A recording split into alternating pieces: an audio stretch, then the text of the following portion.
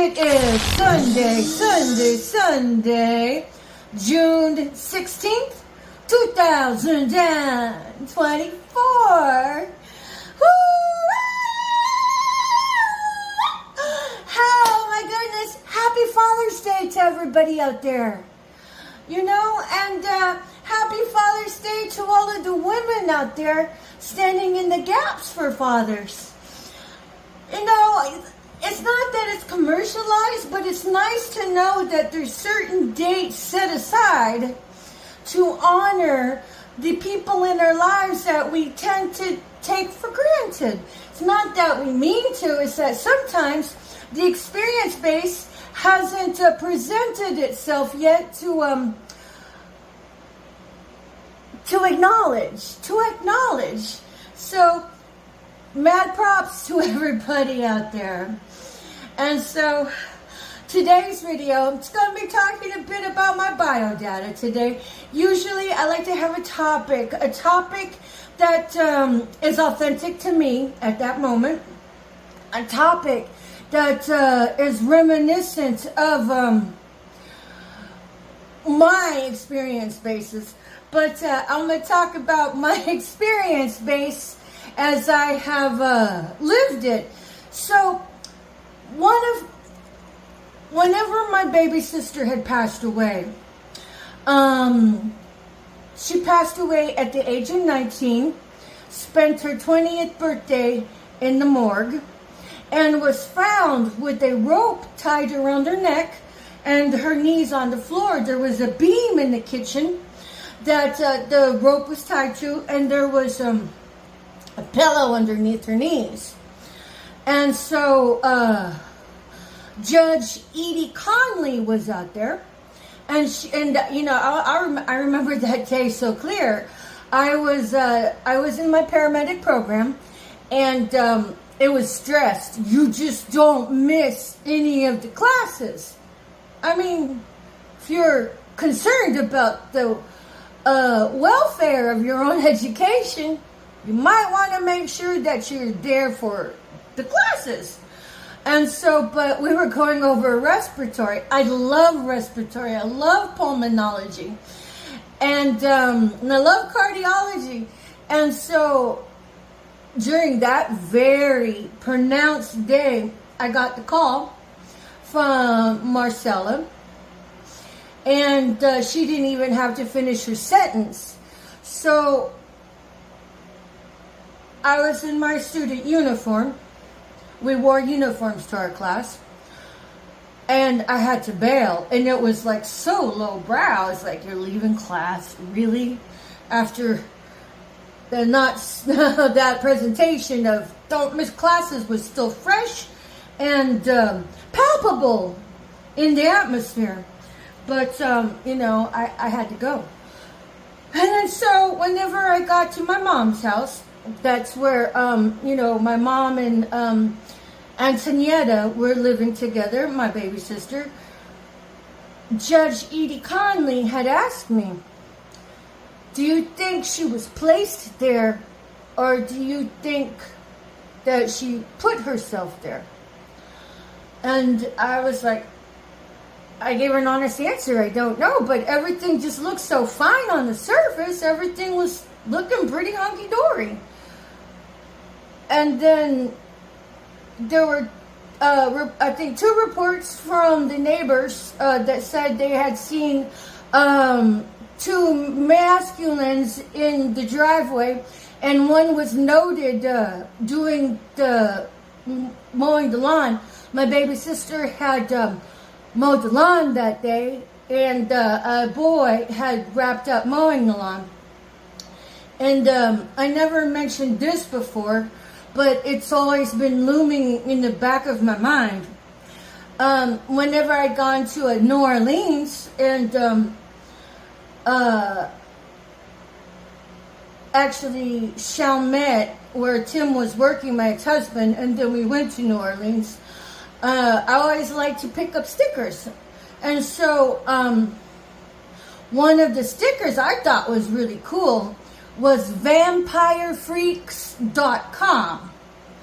And that was amongst the stickers that Antonietta had gotten. Then I found out her and her friend Valerie were chatting with some people from that website. And so fast forward to now, because that was 2008, and this now is 2024. Honestly, I mean, if I would have known that, and of course I got vampirefreaks.com from one of those witchy stores, but I'm not superstitious, you know, and so of course I went into it and gave her a bunch of stickers that I'd found from, you know, the variants of stores. And then so now that, oh yeah, and then back to that day of whenever she had passed away. And I know I'm going to ruffle some feathers for talking about it. Marcella seems to think she has proprietary interest in who can speak about our baby sister and who cannot. Marcella, that day she passed away was Kieran's graduation day in kindergarten. You should have brought our baby sister to the fucking graduation with you, considering she helped you raise your child. I held off on saying that, so I didn't want her to feel bad. At any rate,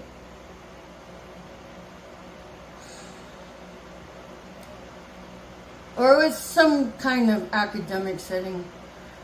Pikia was left out of it. That's what her nickname was.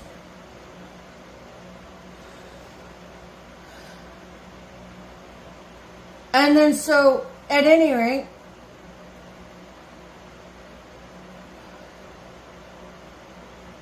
after the investigation, I had to stay outside. Marcella was inside. You know, spoke with the cops and everything. And I was very mindful about people stopping and staring, because I know that sometimes the assailants like to go back to the murder scene and see what's up. So after everybody left, I looked into the trash can. I'm like, investigators, what the fuck was your problem not looking in the fucking trash can? Hello? And I found 2 wine bottles. They were empty. And I'm all like, they didn't take that for evidence? Because the trash was very sparse. There was not much in it. It was like 1 barrel, and it was like maybe 1/4 full with the 2 wine bottles on top. And on top of that, they didn't even take the computer with them for like forensics or anything. I mean, was it because y'all were paid off? This is Montgomery County, Texas now. North of Harris County of Houston, Texas. Timberlake's Timber Ridge, to be exact. 3503 Donwood 77380 to pinpoint it exactly. So, my kid sister had to bring in the computer.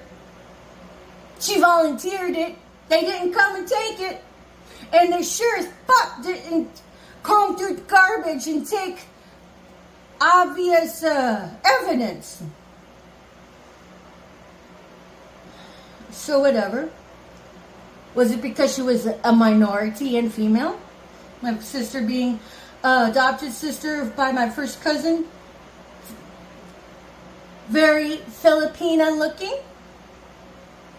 At any rate. And then the vampirefreaks.com sticker. Now that I know what I know, I would have imagined she was sacrificed.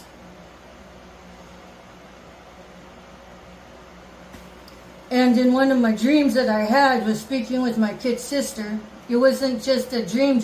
It was a communicative dream. I asked her, I said, what happened? And she told me, this is verbatim, small people were playing me and then I was tagged. And there you go. And, but she's always come to me at milestones in my life and dreams to offer support. And one July 4th, whenever I was being ostracized by Marcy, she had a July 4th gathering party at her house. And I was at my mom's house, which was like a mile away from each other. I was ostracized. But Tim, they gathered up Tim. Tim was too happy to go. He never really stuck up for me. Did you, Tim? You play both sides of the fence, whatever. Water under the bridge as far as I'm concerned, beneath my shoe. And so what I did was, instead of feeling lonely and down and out, I was like, it's okay. I'm going to figure out what my next progress step in life was going to be. So I went to the computer and I started to research nursing classes and such. And while I was sitting at the computer, I heard my baby sister's voice. Because in the Philippines, you just don't call out your older siblings out by outright name, like here in the States. If you have an aunt, you usually preface it with Aunt so and so. And then in the Philippines, it's the same address of respect. You would say Auntie so and so for an older sister. So she always called me Auntie. And so in the background, I heard her say Auntie. Coolest ever. But I understood why she did that. She did that to comfort me, to offer me solace, to let me know she cared. And then on June 7th of this month, I had another communicative dream with my baby sister. And it was beautiful. And another passed away relative. She was my first cousin on my mom's side in the Philippines. My auntie Josie came to visit me too. And so on June 8th, it snapped.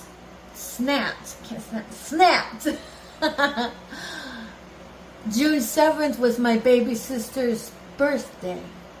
Authentic birthday. She had two. I'll tell you about it another time, but the actual day she was born on was June 7th. The one filed with the vital statistics is January 7th. If I'm not mistaken. I forget. But I know June 7th is the actual birthday. I'd have to look up what the vital statistics were, but June 7th was their actual birthday. And then so I realized that on her birthday, she chose to come spend it with me. I feel so honored. And then there was symbolism in the dream. I don't want to get into it. But it was a communicative dream. And part of the dream, I'm sitting down next to her, and it was like we were hanging out in the bedroom she grew up in at my mom's. In the bunk bed. We're hanging out, sitting on the floor. And I said, so what's it like where you're at? And she goes, and I'm like, oh, okay, no problem. On to the next question. But I'm so honored that my baby sister would come spend her birthday with me.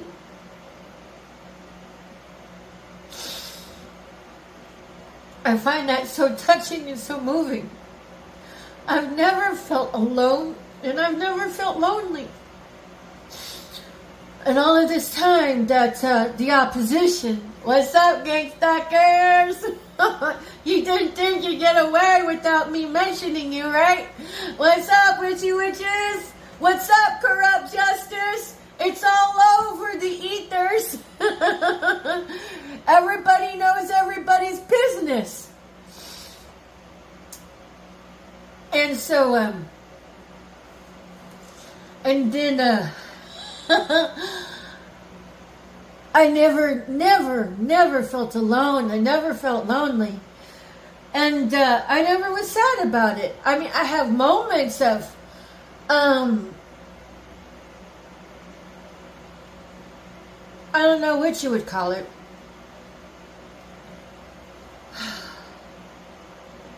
Maybe a bit of sadness, not disappointment.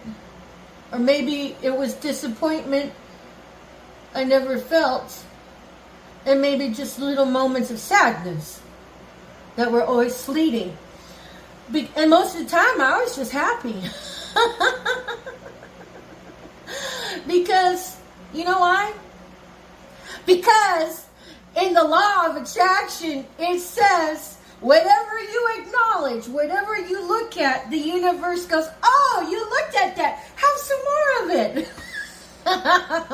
You were feeling a bit sad. Oh, have some more of it.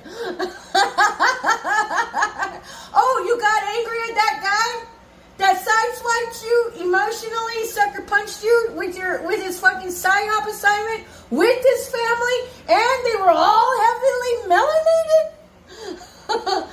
Here, have some more of that. So happiness is a choice. Happiness is a choice. And I know that what the Lord did for Job, he could do for me. And he's doing for me. And I stood on that.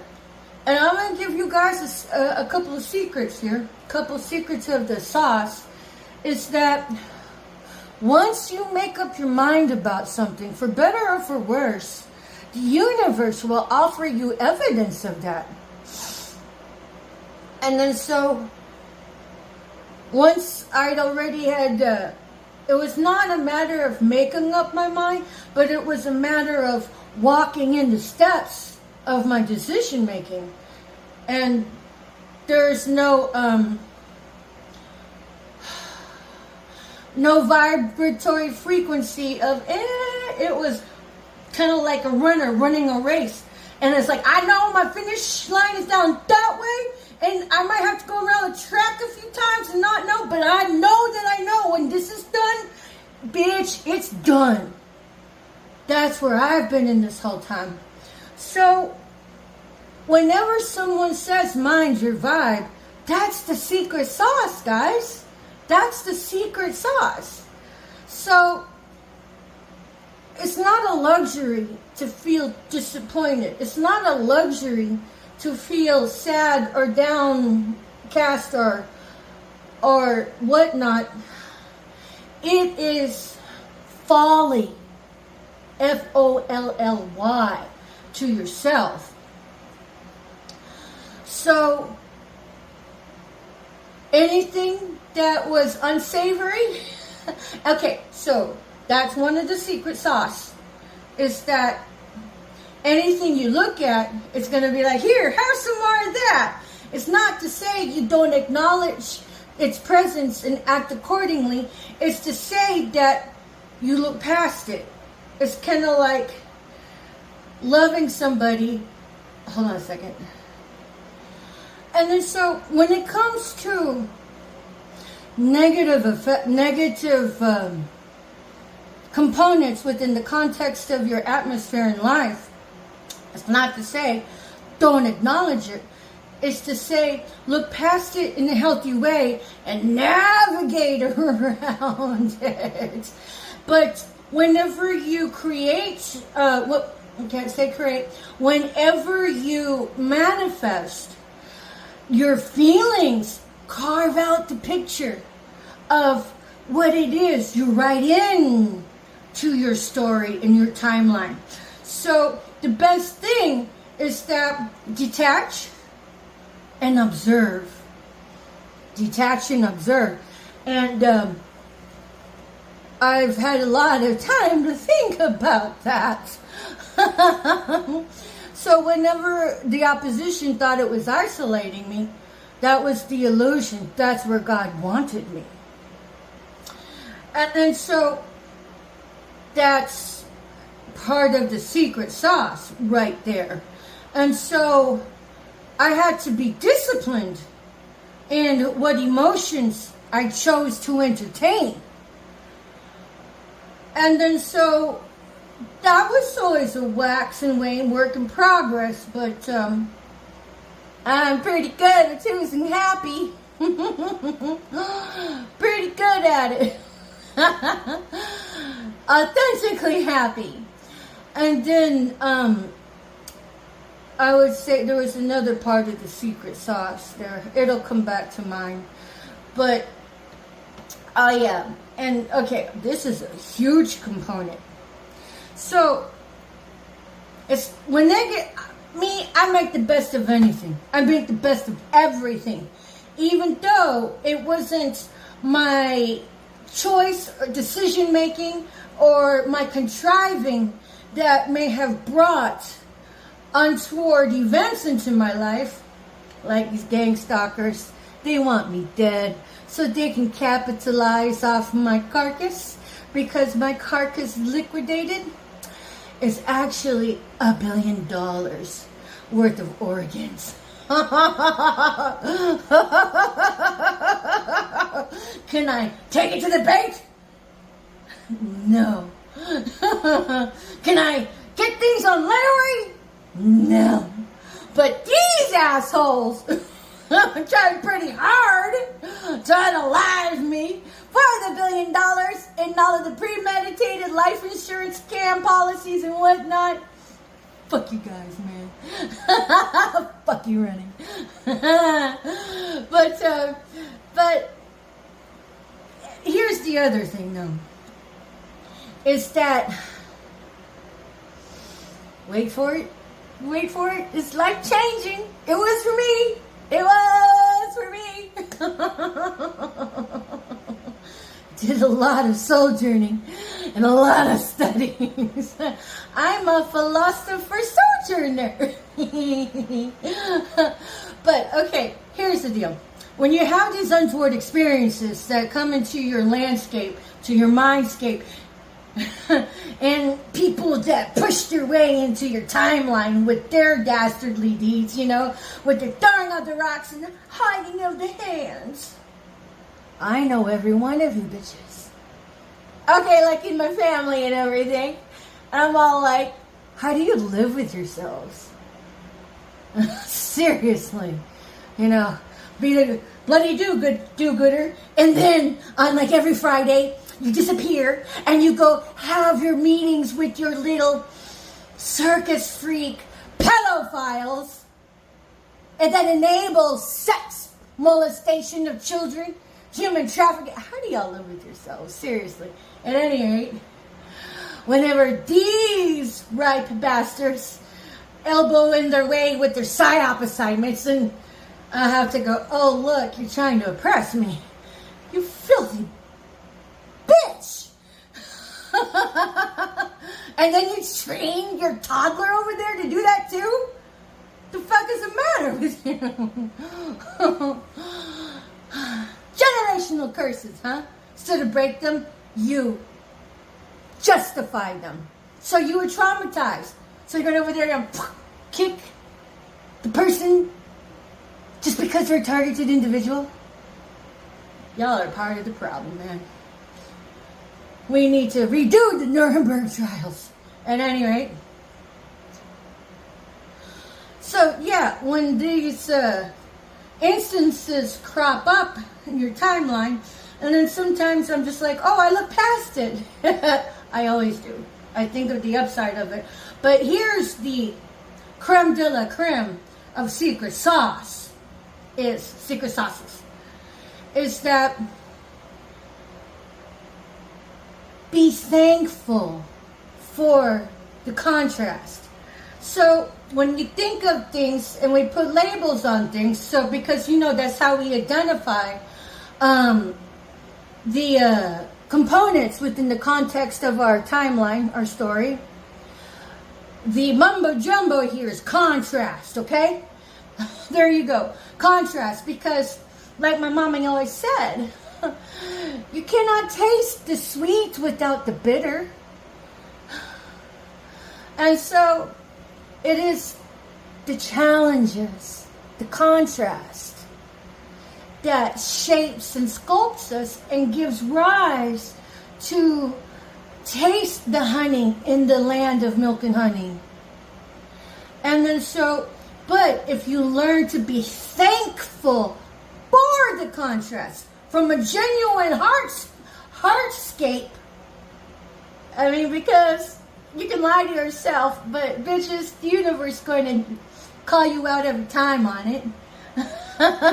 So if you really want to manifest, that's a hack. That is a hack.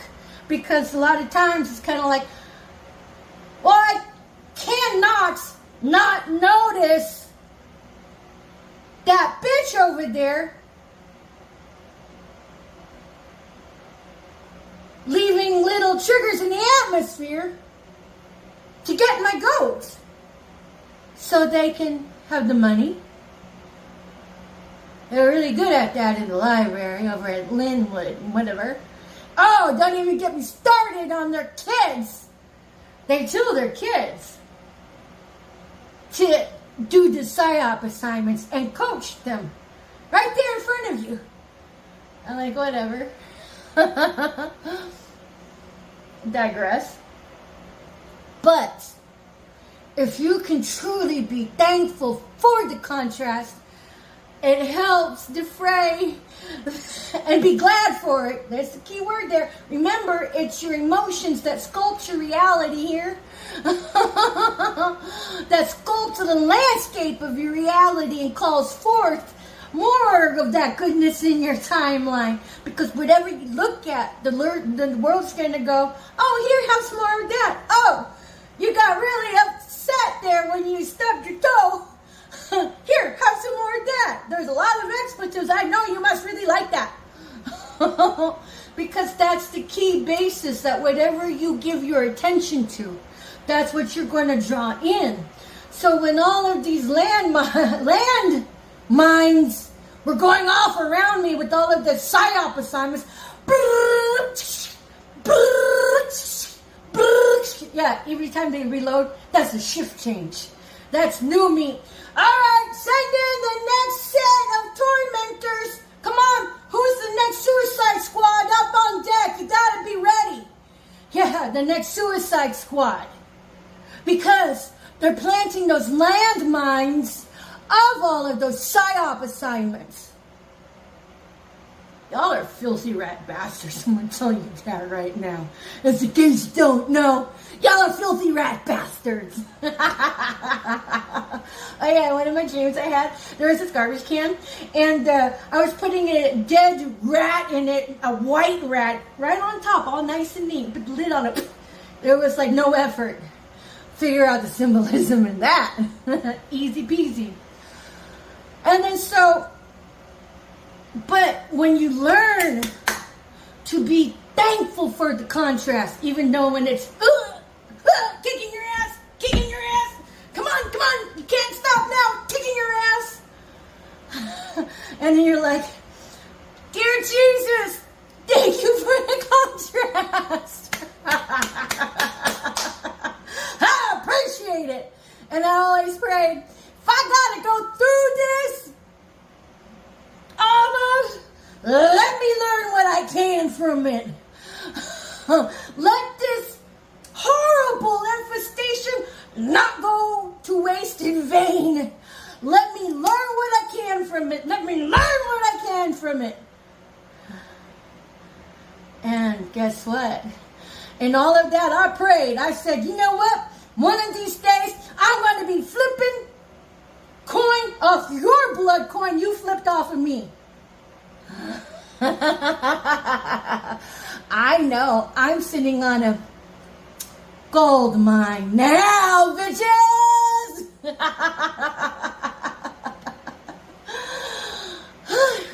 Everything in divinity timing. So that's how you mitigate these untoward things. But you have to go inward with it all. So when you go inward with it, the outward naturally changes. What the ops has is backwards. But, and then, okay, I gave you 2 secret sauce. I can't remember what the first one is. You'd have to rewind it. And I just gave you the second one. Be thankful for the contrast. Oh yeah, the first one is basically look past the untoward experiences and navigate your life accordingly, okay? Until you can learn some self-mastery and learn to be thankful for all of the crap, the rotten, dirty scoundrels freaking dish at you with their feces. They're like, see, I'm going to dig in my back pocket here. I planted a couple of turds, and when I'm ready and I see you a little not so happy, I'm going to fling a psyop assignment at you. Y'all are fucking flying monkeys. Y'all fling your feces at your targeted individuals. Y'all should be ashamed of yourselves. Y'all should be really ashamed of yourselves. And then that second secret sauce I gave you was to be thankful for all the contrast.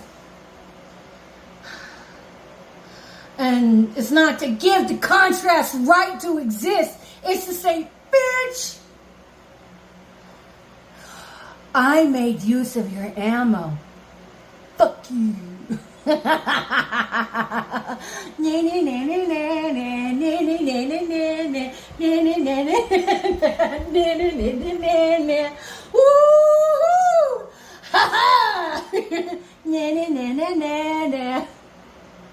Yeah. And then here's the third one. Here's the third one. What's that third one? Oh my God, I had it there. It was a big one. Let me think it through. Hold on. Well, as it is, I forgot. I get so excited about the content. Sometimes I get derailed and whatever. But when I think it through, I'll make a video on it. It'll just come right back to me. But yeah, so little bit of background data, bio data. You know, my baby sister coming to comfort me. But suffice enough to say, it was more than just her coming to comfort me. It's that the tables be flipping real good. And if you're on the bottom side of the Wheel of Fortune, you're going to get demolished by it. It's fated events. I happen to know that my next era upon me is going to be real juicy. It's going to be where Job has his comeuppings. It's going to be where Chief Little Flower has her comeuppings. So whatever.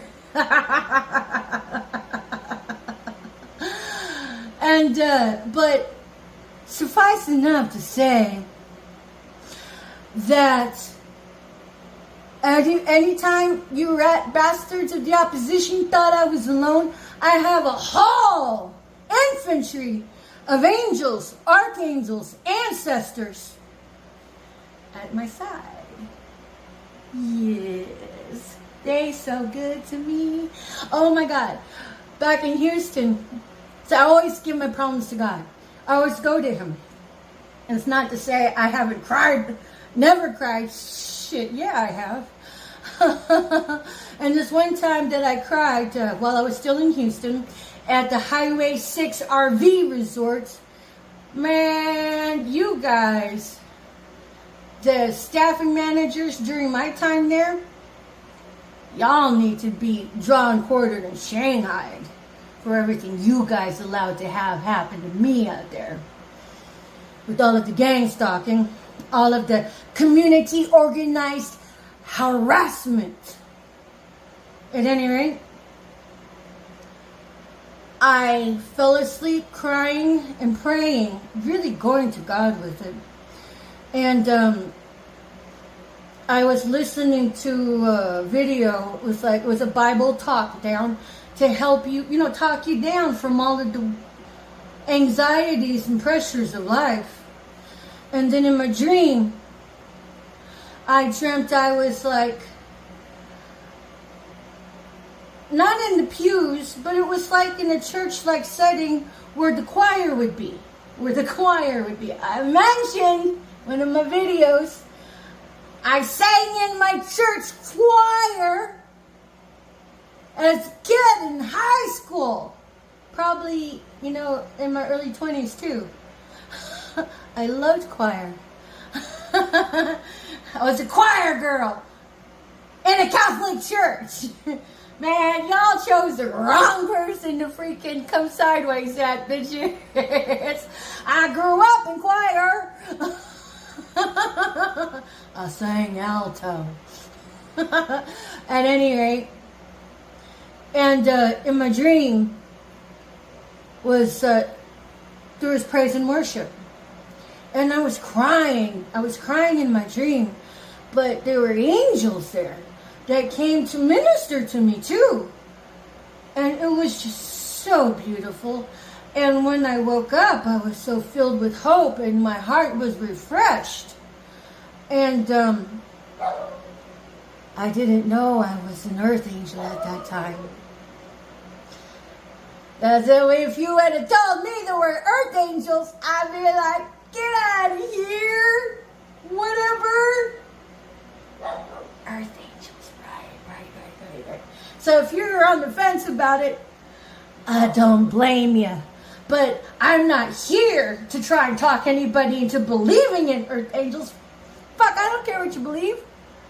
They'd be like, she cusses a lot. How could she be an earth angel? Oh, because earth, then angel.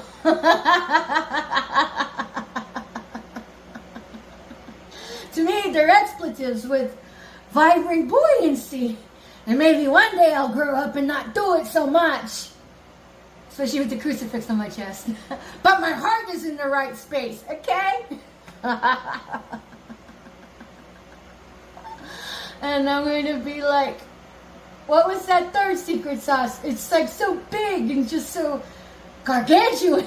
I forget. I'd write it down, but you, gang stalkers, go through my stuff. Oh, I'm going to make a video on that. Nonetheless, spend Patricia Ann Landon Regali, Chief Little Flower, coming at you from somewhere on the great World Wide Web for positive upright stature. As opposed to all the negative out there. Yeah, man, talking about the secret sauce and talking about when you choose to serve upright ethics, the middle of all this spiritual warfare, there is an anointing on all of that. So if you found yourself on the seedy side of the tracks, you ain't the only one, honey. But you'll be one of the few who decide to get right with yourselves, hit reset, tell the truth, make your video confessions, upload them to multiple platforms on the internet, and then commit them to paper. Just write a story about all of your experiences, who you worked with and who you collaborated with, names, places, and some dates. And then have it signed and sign it with your signature, your name, your date of birth. Take it to a notary. They're supposed to go, this your birthday? Yeah. This is you? Yeah. You wrote this? Yeah. Notarized. Then send multiple copies to the authorities. Send it registered mail. Make sure the tracking number of that registered mail is on the body of the letter. And then go visit the authorities, talk to them in person, and leave copies of it to the appropriate authorities. That's how you make a paper trail. And then it's a lot harder to snuff you out because you went public with it. That's what's kept me alive. Trust me. I'm like, my children hated me going public with all of this. I don't know why. So at the time, they hadn't even bothered to go to a monthly meeting, targetedjustice.com. So hopefully they've grown in experience. But when you're dealing with a friend or family member, instead of just being belligerents of ego and listening to the enemy of the person, do your own due diligence. Go visit a targetedjustice.com monthly meeting for your own sake, for your own children, so you can know with a sense of your own authority what's really happening in the world. Because, like I said, this is a touchless, fenceless, cageless, white glove holocaust. This is Auschwitz 2.0. Let that sink in, because this is the magnitude of truth that you're not going to hear from puppets and media. So at any rate, my saga continues. Thank you for watching. See you in the next video. Peace.